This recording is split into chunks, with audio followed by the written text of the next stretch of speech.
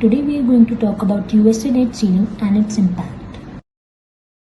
It's a legislative limit on the amount of national debt that can be incurred by the US Treasury. In simpler terms, it's a limit on how much the government can borrow to pay its bills.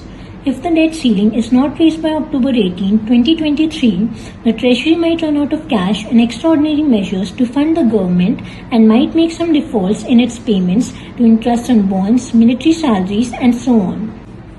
I heard that the USA is planning to close a deal on debt ceiling. They are planning to cut the spending than what the Republicans demand and raise the taxes on the wealthiest and corporations. Do you think it's a good idea? The USA is negotiating a compromise on debt ceiling that would include fewer cuts than first proposed and would increase the revenue from the tax reforms.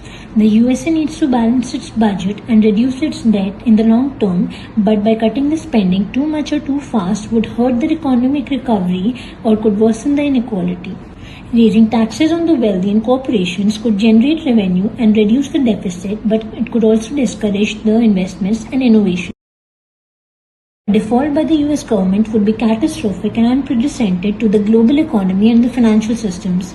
It would cause the interest rates to spike, the stock market to crash, the confidence to collapse, and the credit ratings to downgrade. Further, it would have serious consequences to its allies and trading partners who depend on its currency, bonds, and markets for stability and growth.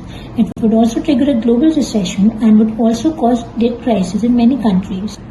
A default by the US government would also violate its constitutional obligations to meet its public debt and would also damage its reputation and credibility as a borrower and as a leader.